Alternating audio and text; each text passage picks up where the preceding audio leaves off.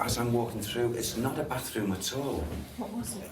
This was definitely an area where children were. Like a nursery? Yes. I'm picking up this activity of a child around here. And it's like the child running round and doing this.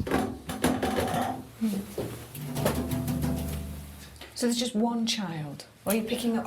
No, I feel there is one spirit child that's active, but in the residual energy there's a number of children that have... As would have been in a nursery? Yes. And her connection to the children would have been what? Most definitely mother.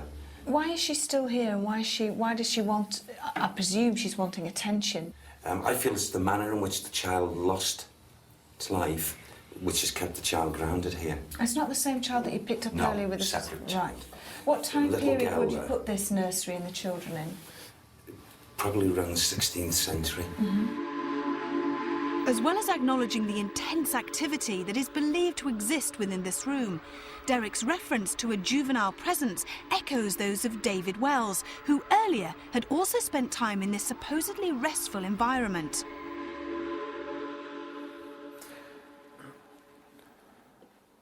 How many? I'm just trying to count up. I'm getting children, but I'm getting a specific number. I think he's saying 5 children. Is it 5 children? I think he's saying to me. And I'm getting a fire, not associated to this room particularly, but this side of the building possibly. Okay. And the children that died in the fire seem to be still playing around, still running around. I'm just asking, because you're going to ask me why just the children. Yeah. So I must be psychic. Why just the children? And it seems to me because it happened like they're giving me a specific time between 6 and sort of 7 in the evening, and the children were the only ones in bed, and because it was so quick, they were the only ones that crossed. Right. In that trauma. I mean, obviously the parents have crossed since, but the children died in trauma, so in essence they don't even know they've gone, so they're still playing. Any idea of ages?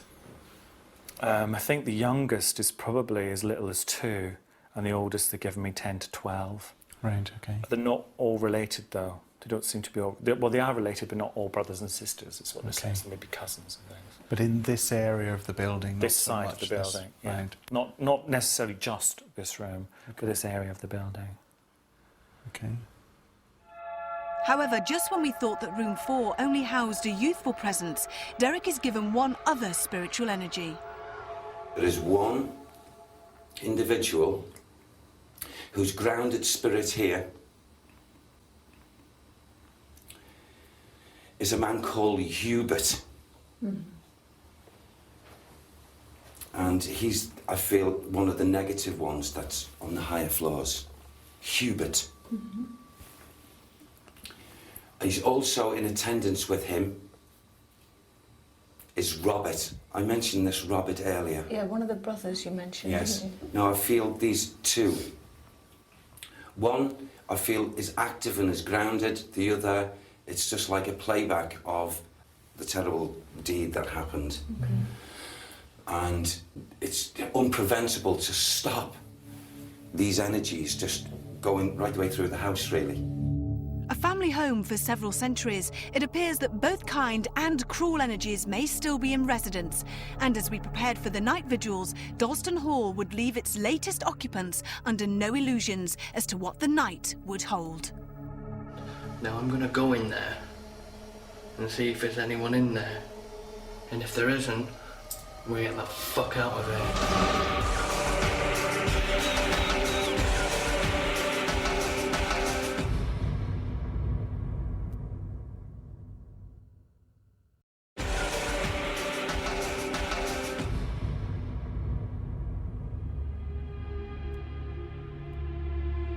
Dalston Hall is all too familiar with the bloody battles that have taken place within a cavalry charge of its ancient walls. It appears that the conduct of some family members may not have been in keeping with these illustrious surroundings. But would nightfall signal an increase in any possible supernatural activity, despite a worrying premonition 24 hours earlier? Stuart summoned the courage to find out.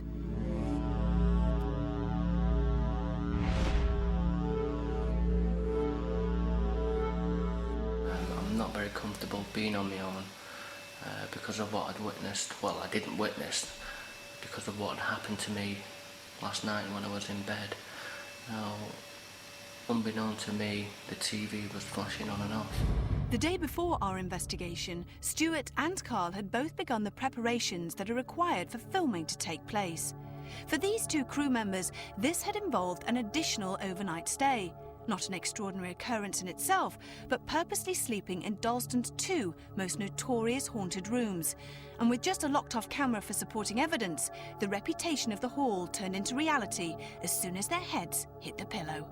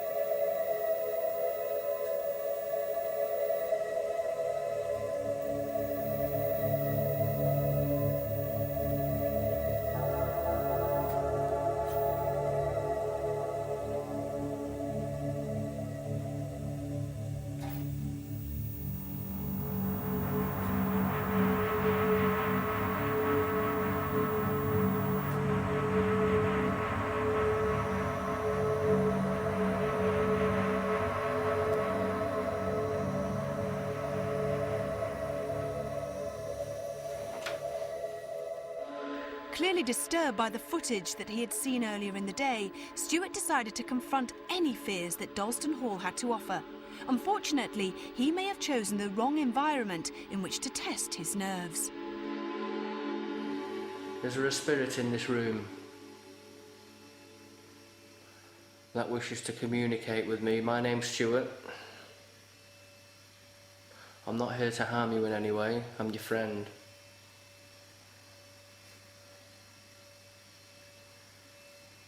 Please make yourself be known.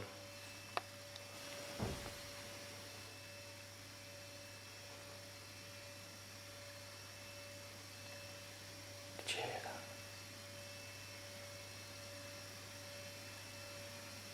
Did you hear that noise then? I did. It came from over that corner there. If there is someone in this room, please let yourself be known.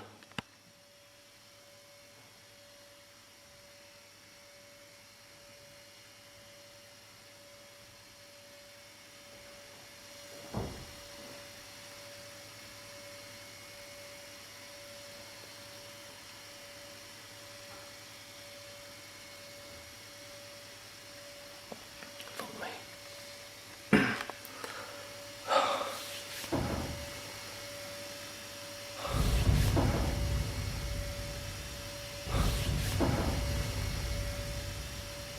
No, I've just heard doors go in there and I've heard footsteps. No. Jesus Christ almighty. I saw a black shape go across the window on the inside.